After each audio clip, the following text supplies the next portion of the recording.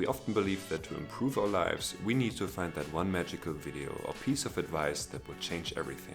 But the key isn't consuming endless content, it's taking small steps from the things that we already know. We tend to overestimate the impact of consuming even more advice and underestimate the power of consistently applying what we already know. Because real transformation only comes with action, not with passive consumption of hours of content. Hey, my name's Julian, and on my channel I talk about how to create a better life for yourself, learning, and my personal experiences with self-improvement. So if you're watching this video, it's quite likely that you have some sort of issues with self-improvement and that you're just looking for that one thing that will finally change everything in your life. But before we dive deeper into the topic and how to get out of that loop, we have to find out where this problem comes from and do yourself a favor of taking a piece of paper and writing down why you're watching these videos. What are you hoping for? Are you looking for motivation, validation, or do you just use those videos as some sort of procrastination? Sometimes people even just watch these videos to pretend that they are better than other people and to give them the feeling that they're doing something productive because they're watching something that they can possibly learn something from. But when it comes to really doing the things, you're not doing anything. You're just watching another video. Because self-improvement in itself is great, and the videos that bring you onto that path are very important.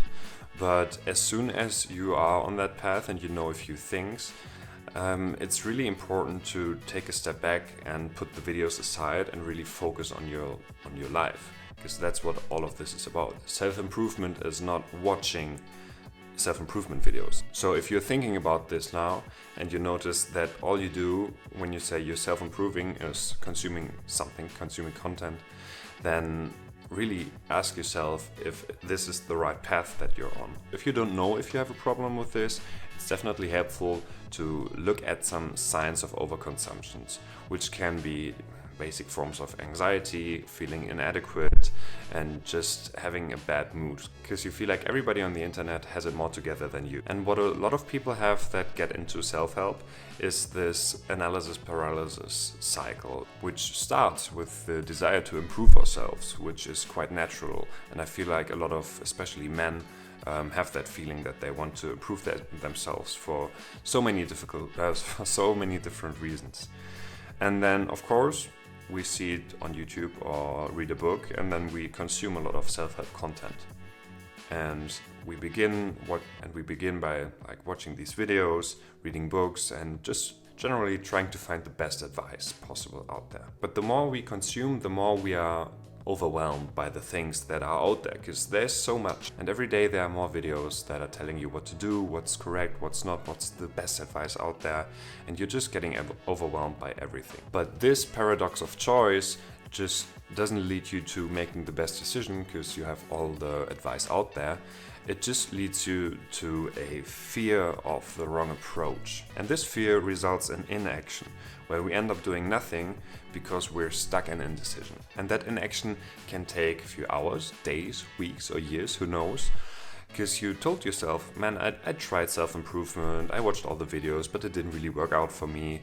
And then you're just stuck in first gear. You never actually got around to doing something from those videos and books. So then at some point the cycle repeats. It could be the next day, but also, as I said, could be like years after the initial try to improve your life. Another problem that I definitely noticed with myself and hear a lot about is that we tend to sabotage ourselves at some point. So let's pretend that we weren't paralyzed by analysis and that we actually took some action.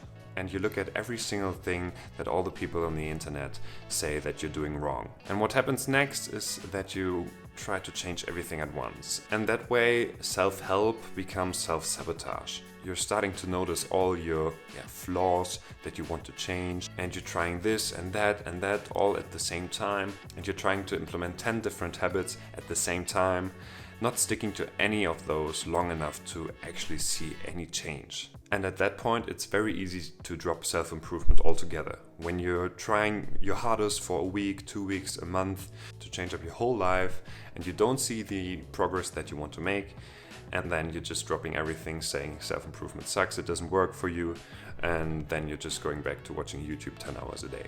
But even if you stick with all these habits, But even if you stick with all these habits, it can happen that you just use all of that self-improvement to avoid your real-life issues. And of course, your new habits and new mindsets should evolve around your life.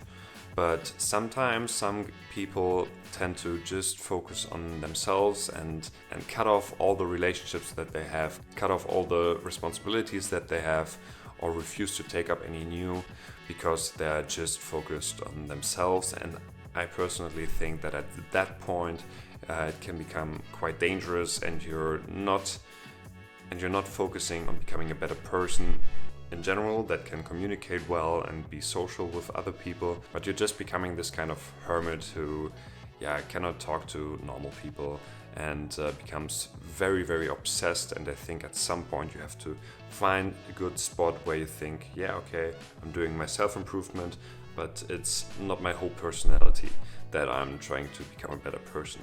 It should always be a part of yourself. So let's say you really want to improve yourself this time and you don't want to go into that trap of watching endless content. What's important then is to come up with the things that really got you thinking from the videos that you already watched, and maybe rewatch a few of the videos that you've already seen. And then take out very few recommendations from that video or from that book and try to perfect that one. Try to implement that one thing in your life before you move on to the next thing. Let's say you want to read more and you haven't read a book in years. Then instead of trying to read while you're trying to implement exercising and eating healthy, just try to focus on one thing. So focus on reading 1 page a day.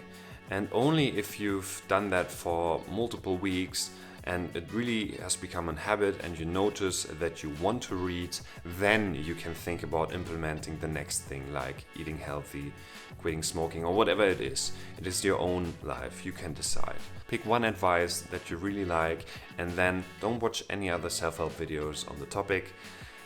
These self-help videos will always be there, so you can ignore them for now.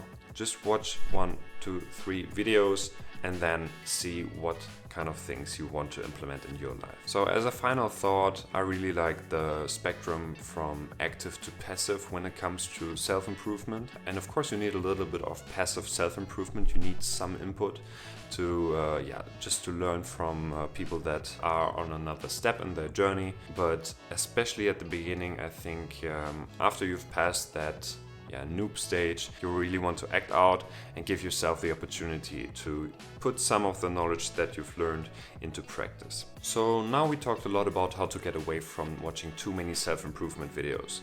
If watching too much Netflix is your problem, then definitely check out my video on 7 things to do instead of watching Netflix. And then I say we see each other in the next one. Bye.